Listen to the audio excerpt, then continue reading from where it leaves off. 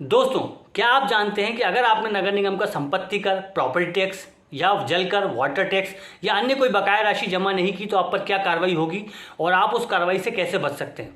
अगर आप ये जानकारी चाहते हैं तो वीडियो पर बने रहें। और सबसे पहले निवेदन है मेरे चैनल को सब्सक्राइब कीजिए, लाइक कीजिए, शेयर कीजिए। आशीष अपडेट्स आप लोगों का चैनल है, मैं आप लोगों के लिए नई जानकारी लेकर आता हूँ, इसीलिए इस चैनल को मोटिवेट करिए ताकि मैं आप लोगों के लिए और नई जानकारी बताता रहूँ।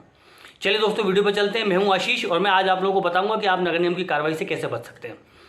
सबसे पहले तो मैंने कल आप लोगों को बताया था कि प्रॉपर्टी टैक्स कैसे कैलकुलेट होता है नगर निगम का। अब अगर आपने मान लीजिए नगर निगम को कोई बकाया राशि है जो जमा नहीं किया, संपत्ति कर नहीं किया या जल कर नहीं किया या कोई अन्य लाइसेंस फी जमा नहीं की, तो ऐसे में नगर निगम सबसे पहले आपको धारा 173 यानी कि मध्य प्रदेश नगर निगम नगर पालिका अधिनियम की धारा 173 के तहत एक बिल लगाएगा।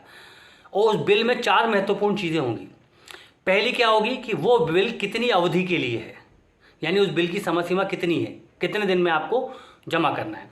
दूसरी उसकी महत्वपूर्ण सीमा क्या होगी कि यदि आपने उस बिल को जमा नहीं किया तो आप पर क्या दायित्व आएंगे, क्या कार्रवाई की जा सकती है। तीसरा, उसमें एक समय सीमा इस बात की रहेगी कि आपको कितने दिन में, यदि आप इस बिल से संतुष्ट नहीं हैं तो आप अपील कर सकते हैं और उसको संशोधन करने की मांग कर सकते हैं। और चौथा कि वो बिल आपको किस संदर्भ में लगाया गया है, आप पर क्या बकाया है, संपत्ति कर बकाया है, जल कर बकाया है, कोई फीस बकाया है। ये 4 चीज़ें धारा 173 के अंतर्गत उस बिल में रहेंगी। अब ये बिल आपको लग गया तो उस बिल की मिनिमम जो समय सीमा रहेगी कम से कम 15 दिवस की रहेगी। आपको बिल मिलने की दिनांक से कम 15 दिवस के भीतर आपको वो बिल जमा करना है, ऐसा एक बिल वो आपको देंगे। ठीक है, ये जो 4 चीज़ें मैंने बताई उसमें मेंशन रहेगा, जैसे कि मेरा नाम आशीष ओझा है, मेरा कोई 20,000 रुपये का बकाया है तो मुझे बिल लगाया जाए कि आपकी संपत्ति क्रमांक इतने इतने पे आपका संपत्ति कर इतने वर्ष से इतने वर्ष तक 20,000 रुपये बकाया है। यदि आप इसको आज दिनांक से 15 दिवस के भीतर जमा नहीं करते हैं तो आप पर यह कार्रवाई दायित्व बनेंगे। इस तरह का पूरा वो बिल रहता है। बिल लग गया, मान लीजिए आपने 15 दिवस में बिल भी जमा नहीं किया, उसके बाद क्या होगा, उसके बाद वो आपको धारा 174 के तहत मांग पत्र देंगे, मतलब नोटिस ऑफ डिमांड देंगे। ये बिल था, वो नोटिस ऑफ डिमांड होगा। मतलब ये एक तरीके की आपको रिसीट थी कि आप मुझे बिल दे दीजिए, एक बिल था, आपने जमा नहीं किया, अब आपको मांग पत्र मिलेगा, नोटिस ऑफ डिमांड मिलेगा। और वो नोटिस ऑफ डिमांड आप लोगों को बिल के आधार पर मिलेगा। उसमें ये मेंशन रहेगा कि बिल आपको कब दिया गया और आपने इसको जमा नहीं किया, अब आपके ऊपर ये कार्रवाई की जा सकती है। ये जो नोटिस ऑफ डिमांड है ये आपको समय सीमा देगा नोटिस ऑफ डिमांड प्राप्त होने के 30 दिवस के भीतर, मतलब 15 दिन बिल का और 15 दिन और इसका मान लीजिए, दोनों को मिला के 30 दिन के भीतर आपको नोटिस ऑफ डिमांड मिल जाएगा। और नोटिस ऑफ डिमांड के मिलने के 15 दिन के भीतर आपको ये राशि जमा करना है। मान लीजिए कि यदि आपको नोटिस ऑफ डिमांड मिल गया, आपने बिल के बाद भी राशि जमा नहीं की, नोटिस ऑफ डिमांड के बाद भी राशि जमा नहीं की, फिर क्या होगा। फिर ऐसे में दोस्तों नगर निगम अपनी पावर इस्तेमाल करती है और वो पावर है धारा 175, मध्य प्रदेश नगर निगम नगर पालिका अधिनियम की धारा 175। और धारा 175 क्या है, धारा 175 आपको वारंट इशू करती है, शक्ति पत्र वारंट। वो वारंट में क्या होता है, वो वारंट आपको बिल ऑफ डिमांड जो मिला है आपको नोटिस ऑफ डिमांड, उससे बिल और नोटिस ऑफ डिमांड की 30 दिन की सीमा के भीतर आपको मिल जाएगा।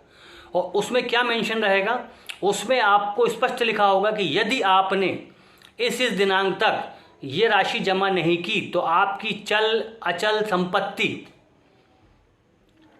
कुर्क कर ली जाएगी, आश्रित कर ली जाएगी और उसको नीलाम करके बेच करके निगम अपना कर बकाया वसूल करेगी। ये धारा 175 में आपको शक्ति पत्र के द्वारा बताया जाएगा और ये शक्ति पत्र किसी सक्षम अधिकारी के द्वारा आपके पास पहुंचाया जाएगा यदि आप धारा 173 और 174 के बाद बिल जमा नहीं करते हैं। बिल मिला, नोटिस ऑफ डिमांड मिला, आपने नहीं किया तो शक्ति पत्र आपको इशू कर दिया जाएगा। और शक्ति पत्र इशू करने के बाद निगम एंटाइटल्ड हो जाता है, अधिकृत हो जाता है आपकी संपत्ति चल हो चाहे अचल हो कुर्क करने के लिए। लेकिन आप इससे कैसे बच सकते हैं। मान लीजिए आपने 173 का बिल मिला, 173 का आपको बिल मिला और आपने उस पर कोई कार्रवाई नहीं की। 174 का मिला, उसमें आपको सूचना पत्र मिला, फिर भी आपने कोई कार्रवाई नहीं की। तो जब आपको शक्ति पत्र मिलता है 175 का, तो उसमें भी आपको कुछ समय सीमा मिलती है कि इतनी समय सीमा के भीतर आपको करना है। तो उस समय सीमा के भीतर आपको नगर निगम आयुक्त के समक्ष, क्योंकि सक्षम अधिकारी नगर निगम में आयुक्त कमिश्नरी होते हैं, उनके समक्ष एक अपील प्रस्तुत करना है। जिसमें आप ये बिल की कॉपी लगाइए और आप इस कारण को दीजिए कि आप क्यों इस बिल को नहीं भरना चाहते, क्यों संतुष्ट नहीं, क्या बिल गलत है या बिल में ये त्रुटि है। किसी न किसी कारण से आप एक अपील प्रस्तुत करिए। जैसे ही आप अपील प्रस्तुत करेंगे तब आपकी धारा 173 और 174 पे की गई कार्रवाई और 175 का शक्ति पत्र कुछ समय के लिए स्थगित हो जाएगा। जो आपकी चल अचल संपत्ति कुर्क करने की बात चल रही है वो कुर्क नहीं की जाएगी और वो उसको रोक दिया जाएगा। और जब तक उस अपील का निराकरण नहीं हो जाता तब तक आपकी संपत्ति कुर्क नहीं होगी। निगम उस अपील का निराकरण करेगा, आपको सही बिल करेगा, यदि गलत तो संशोधित करेगा और संशोधित करने के बाद आपको बकाया राशि का बिल देगा जो आपको जमा करना होगा। तो ये 173, 174, 175 की कार्रवाई से बचने के लिए आप अपील लगा सकते हैं। मान लीजिए आपने अपील नहीं लगाई, फिर क्या करता है, फिर निगम आपकी संपत्ति को कुर्क करेगा और वो किसी सक्षम अधिकारी के द्वारा करेगा और उसमें चल अचल संपत्ति दोनों सम्मिलित होती हैं। लेकिन इसमें नियम क्या होता है, इसमें ये नियम होता है कि चल अचल संपत्ति में कितनी राशि बकाया है केवल उतनी राशि की संपत्ति कुर्क की जाएगी। अगर आपकी चल संपत्ति है तो चल संपत्ति जैसे गाड़ी, घोड़े, बर्तन, ये सब कुर्क किए जाएंगे।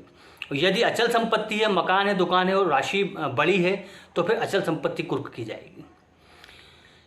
लेकिन फिर भी आपको नियमों की जानकारी होना चाहिए। यदि वो चल अचल संपत्ति भी कुर्क करते हैं तो भी आपका आने जाने का दरवाज़ा, आपके खाने पीने के बर्तन, पहनने के कपड़े और जितनी राशि उनकी है उतनी राशि से ज़्यादा का सामान या संपत्ति वो कुर्क नहीं कर सकते। अगर आपके ऊपर 20,000 का बकाया है तो आपका पूरा मकान कुर्क नहीं होगा, उसका केवल एक कमरा जिसकी कीमत 20,000 रुपये मानी जाएगी वो कुर्क किया जाएगा। तो आज के वीडियो में मैंने आप लोगों को बताया कि कैसे आप नगर निगम की हुई कार्रवाई से यदि आप संपत्ति का जलकर जमा नहीं करते हैं तो किस आधार पर आप बच सकते हैं, अपील में किस आधार पर बनाएंगे। अगली वीडियो में फिर आपसे मुलाकात होगी नगर निगम अधिनियम पे एक और नई जानकारी के साथ। तब तक के लिए बहुत बहुत धन्यवाद।